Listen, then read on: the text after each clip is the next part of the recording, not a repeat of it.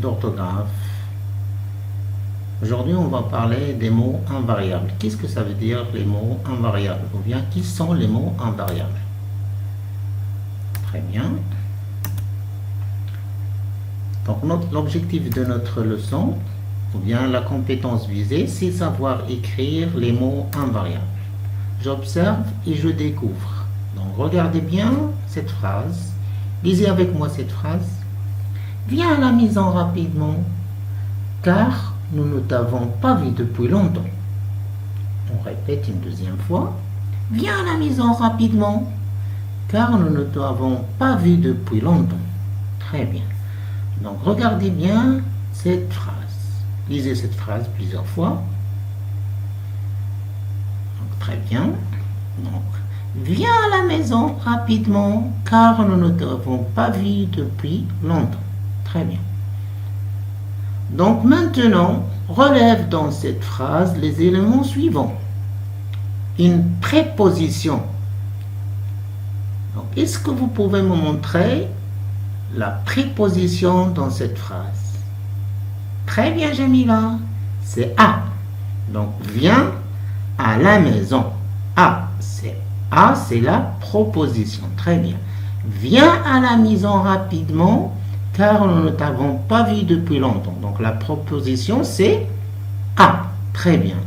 Maintenant, montrez-moi un adverbe dans cette phrase. Un adverbe. Très bien. Viens à la maison. Comment? Rapidement. Car nous ne t'avons pas vu. Rapidement, c'est un adverbe. Longtemps aussi, c'est un adverbe. Très bien. Donc, maintenant, vous allez me montrer une conjonction de coordination dans cette phrase. On a déjà vu les conjonctions de coordination.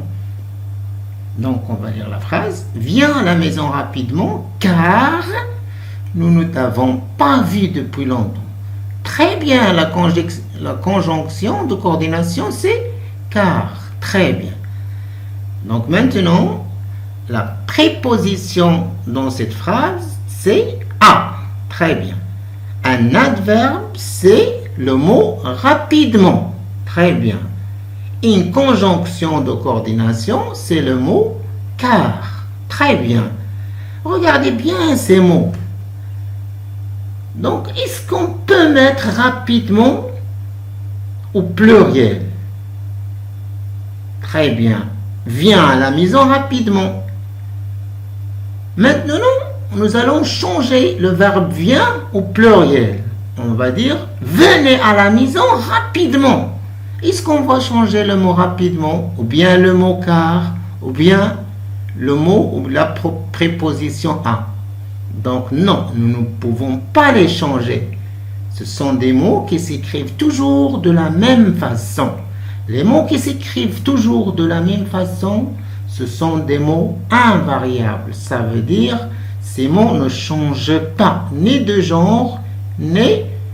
Donc, ils restent toujours les mêmes. Ou bien, on l'écrit toujours de la même façon, ou bien de la même manière. Très bien.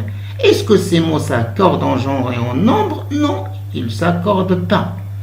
Donc, ce sont des mots invariables. Très bien. Donc, maintenant, vous allez voir avec moi cette image qui nous présente tous les mots invariables. Donc, on a ici les noms propres, par exemple, les noms des personnes, les noms des lieux.